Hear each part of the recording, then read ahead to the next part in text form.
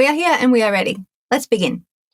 So I feel like one thing that was just coming in, this isn't anything that I really planned, but do you have anything to say on navigating the belief that what I have to say or contribute is irrelevant or not good? We have the same thing to say about navigating that belief that we have to say about navigating all of what you call limiting beliefs. Maida has been exploring lately the idea that the limiting beliefs are always held by repressed or rejected or injured or contracted aspects of you. And often people attempt to get rid of their limiting beliefs. But what they're actually doing in practicality, in the energetics of it, is to try and get rid of the part of them that holds that belief. And so we would counsel you in a way that will not at all surprise you, which is to turn to the part of you that is worried that what you have to say is not of value, and give that part of you the same love, the same encouragement that you would if a friend said the same thing to you.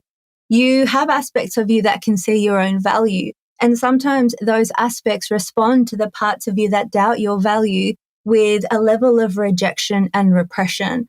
And all that does is create more of the feeling in the part of you that has doubt. They are not supported, that they are not taken care of. And in fact, what they have to say is of no value when it is ignored inside of you.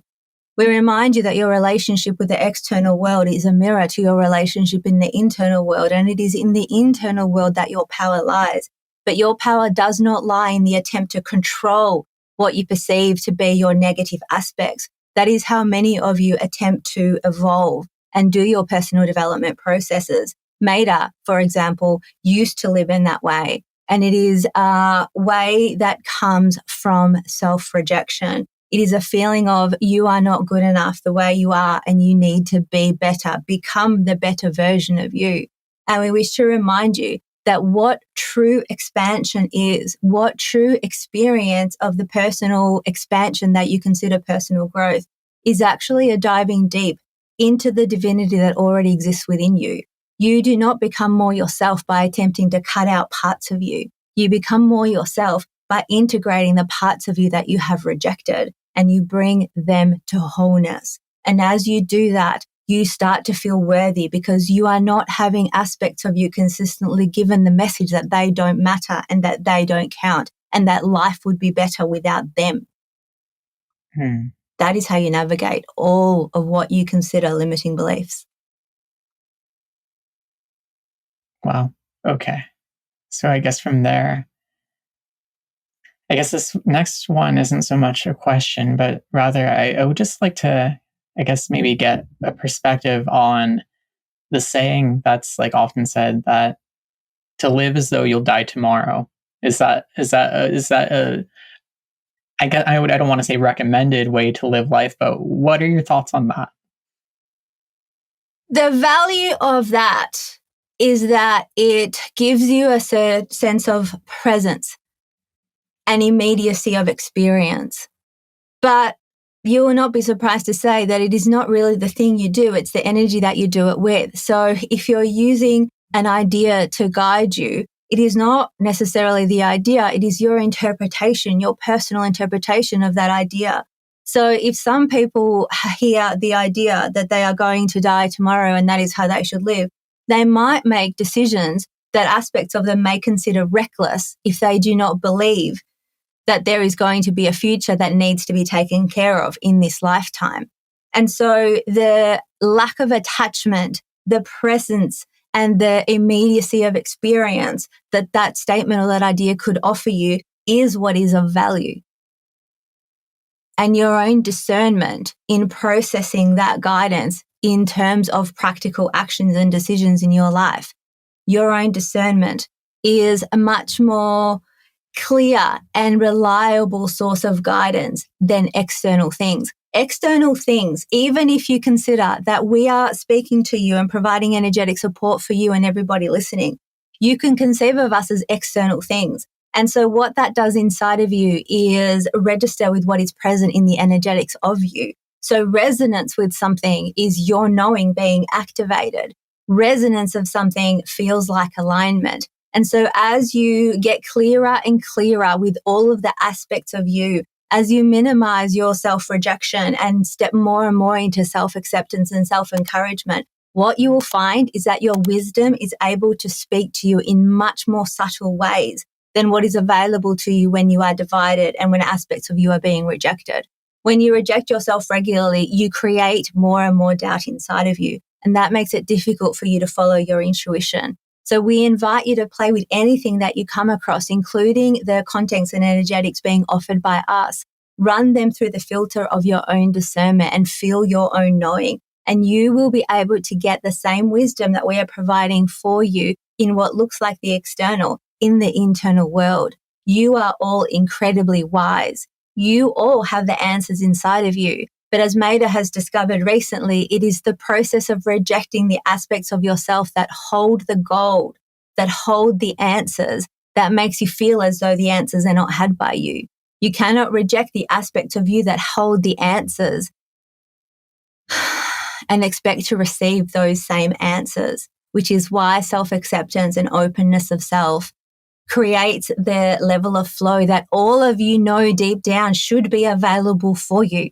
It is what makes you frustrated because you do have a level of knowing that it's meant to be easier. There is meant to be more flow. You are meant to be more powerful in your ability to create the life for you. But that creation is not done by control, and that creation is not done by rejection of aspects of self and therefore controlling of the self.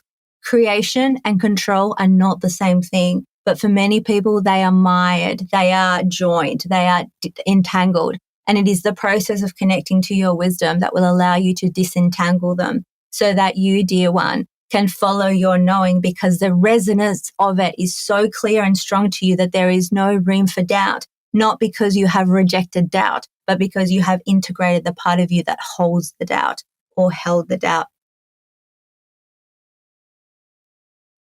Well, I guess from there, I know you spoke a little bit about discernment, and I guess I'm going to tie this into something that I've recently been sitting with, which is like this idea that the judgment that I sometimes harbor and carry isn't so much a bad thing, but rather a tool for discernment. And so I guess, of course, there are different contexts in which this arises, this judgment, but I guess what I'm really wondering is, and I can't help but feel like there's going to be a similar response here, but I can't help but wonder, like, if you could speak to working with, I guess, what you would say, like, more limiting forms of judgment. It is going to be impossible for you to not experience judgment of others until you have resolved the process of experience of judgment of the self. Maida discovered something a few years ago in relationship to judgment, and it was that judgment allowed her to clarify her values. And so when she felt herself having a strong level of judgment about something, she then asked herself, what does this mean to me? Why is this something that is triggering big feelings in me? And gradually she was able to use the external world in order to see what is happening internally. And again, learn to love and soothe and address and heal and integrate any aspect that is being brought up by that very experience. Because you are constantly evolving. You are constantly evolving. And in order to be able to do that, there is some integration of aspects that have been rejected in the past that allows that process of evolution to unfold in a way that is joyful, in a way that is easy, in a way that is flowing. And so not just judgment, but any of the what you perceive to be negative emotions, they are the parts that you are then attempting to reject. Any of those things are showing up to let you know that there is something here that needs your attention. And so we would encourage you to have gratitude for yourself, for all of your emotions, and not just the ones that you perceive as positive. What you consider negative is actually what is holding the key to your evolution and your expansion. And when you fight and resist, that process is slow and painful. When you open with love, that process builds on your experience of love. It builds on your experience of being supported. It builds on your experience of feeling valued and valuable and prioritized. And as you do that for yourself more and more, you will find that the next time you experience judgment, it will be easier for you to come to it with openness. And with that, you are able to work your way through it so much more easily. That is the true way to move beyond a level of harsh external judgment. It is to attempt to drop it within the self. And you drop it within the self by remembering that the aspect of you that is showing you judgment is showing it for a reason, and it has gold for you to uncover. It has amazing gifts for you. You are only able to claim those gifts when you are able to see them. And you are only able to see them when the part of you that is holding them feels safe enough to show them to you. And so anything that you perceive emotionally as negative that is coming up for you, know that it holds gold, and know that that gold will be uncovered when you turn towards. And as that becomes more of a familiar experience to you, the turning towards and having it go well, the turning towards and creating a level of acceptance so that you feel more accepted, in turning towards and nurturing yourself so that you feel nurtured, in turning towards and loving that aspect of yourself so that you feel loved. All of the things that you consider difficulties are going to be so much more easeful in your movement through them. This does not have to be hard. The process of evolution is not hard. It is the process of self-rejection that gives you pain. It is the process of self-rejection that gives you anguish. But many of you are unaware of the fact that your attempts to grow are coming from self-rejection. And that is what needs a spotlight on humanity currently, and situations and circumstances are around presently to allow those emotions to come up, and you have an incredible chance to transform not only how you interact with yourself, but how you interact with the world. And as more of you do that, the energy will start to lift and shift, and people around you will see that it can be much more flowy, it can be much more easy, and that love of self is the salve that will soothe it all. It will heal it all. It is the most powerful force in the universe, and each of you have it. It lies already within you. All it requires is that you turn towards it with acceptance and love. And all that requires is that you find that for yourself. It is already inside you. It is already inside you. We love you. We love you. We love you. Go well.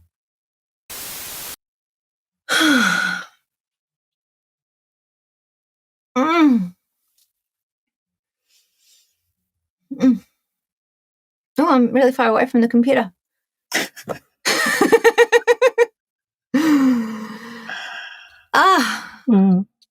did that feel to you? Did it feel different? It felt different inside me. It definitely felt different. Yeah, I mean, I do also feel like experientially it felt different. I could like feel it more in my own body as we were kind of moving through that.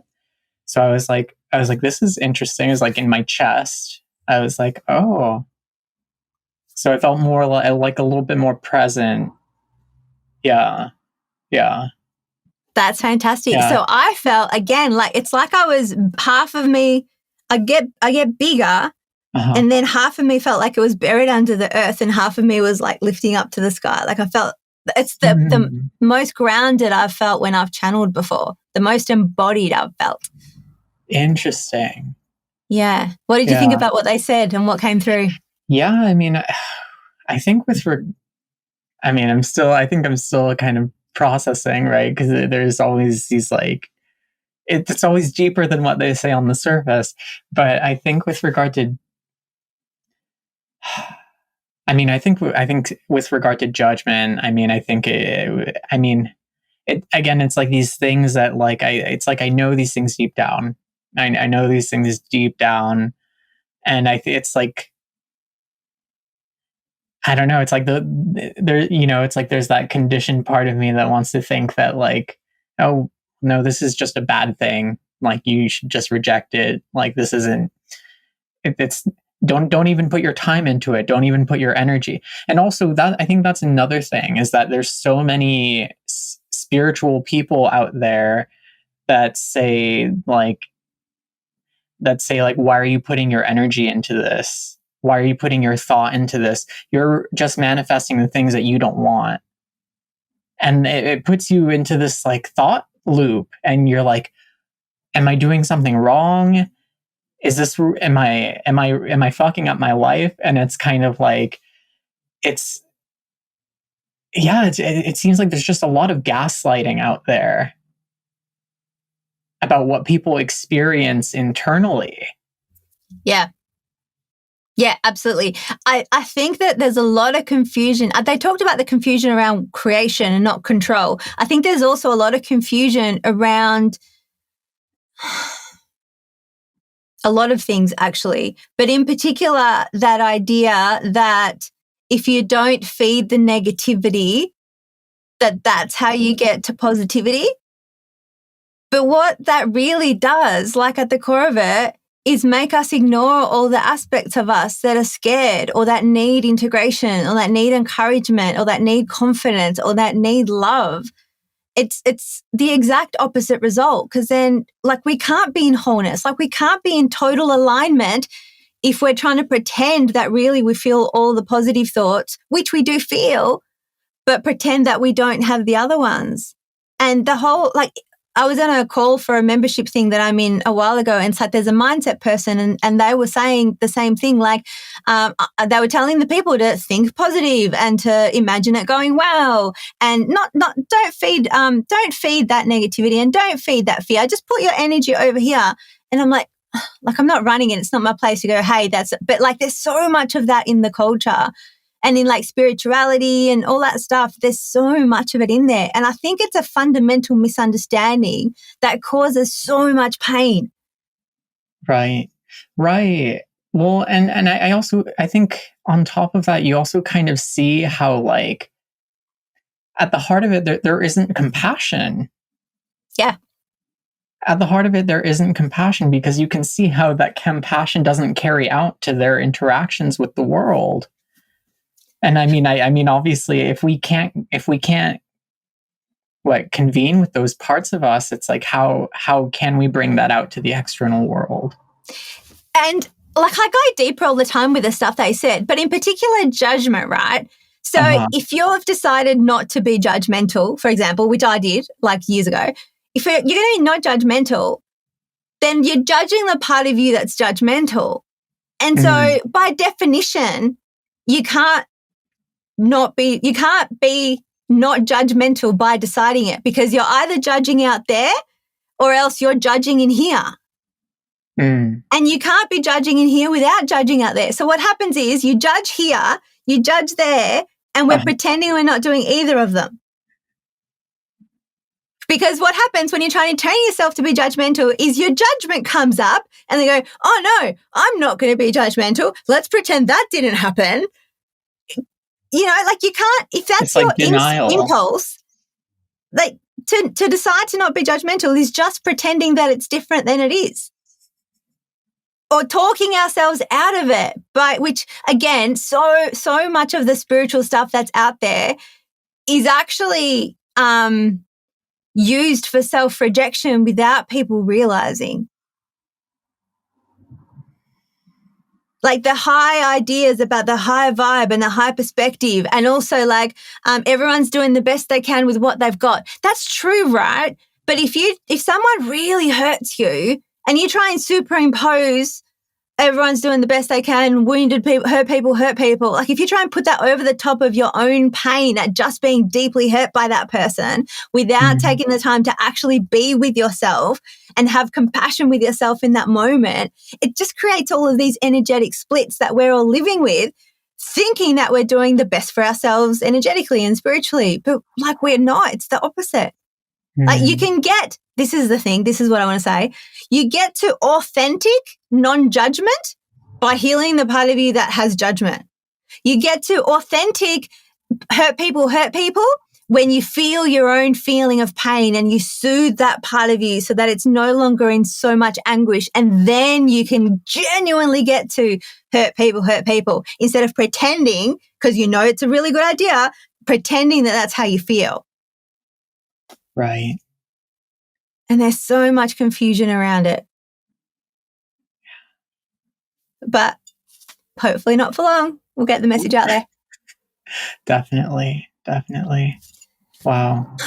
Thank you for sharing that. I always want to kind of like unpack it afterwards. Yeah. Yeah. I'm like, was there anything else in particular that stood out to you in the channeled message or on Not thought? that I remember, but it kind of falls out of my head until someone says something and then I remember. So if you were to say something that I've forgotten the moment you said it, like I'm there, I can remember it all. But right now, I like my head's blank of what they said. I feel I would have to re-listen myself. Same for you then. Yeah. Cool. Awesome. Well, thank you so much. That was really, really super cool. Absolutely. Yeah, no. Feeling that new energy. It's wonderful. Thank you, Maida. Love it.